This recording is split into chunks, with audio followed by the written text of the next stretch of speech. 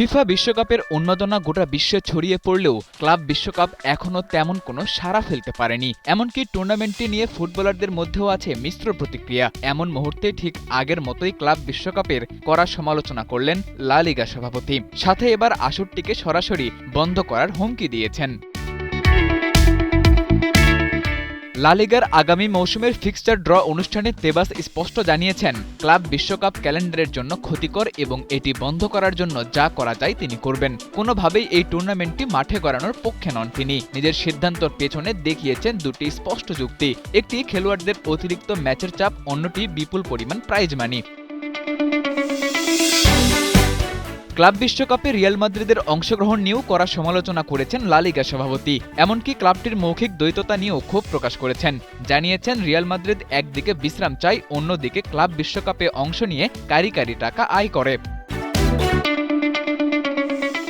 চলমান ক্লাব বিশ্বকাপে Real Madrid যদি ফাইনালে ওঠে তাহলে পুরো মৌসুমে তাদের খেলতে হবে অন্তত ৬৯টি ম্যাচ। সেক্ষেত্রে ফুটবলারদের বিশ্রামের সময় থাকবে মাত্র কয়েক সপ্তাহ, যা মোটেও কোনো ফুটবলারের জন্য আদর্শ নয়। সেদিক বিবেচনা করলে লা লিগা সভাপতির সাথে খুব বেশি দ্বিমত করারও সুযোগ নেই। তবে রিয়াল প্রেসিডেন্ট ঠিকই তাদের সিদ্ধান্তে অটল, দিয়েছেন সমালোচনার জবাব। জানিয়েছেন, ক্লাব বিশ্বকাপ এমন একটি প্রতিযোগিতা যার মাধ্যমে গোটা বিশ্বের নানান প্রান্তের শিশুরা রিয়াল মাদ্রিদের খেলা উপভোগ করতে পারবে। একই সাথে এই আসরের জন্য তিনি ফিফাকেও ধন্যবাদ জানিয়েছেন।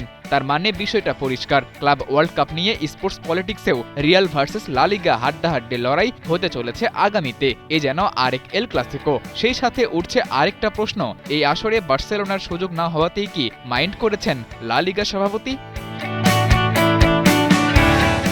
সাদাতুর রাফি, ৭১।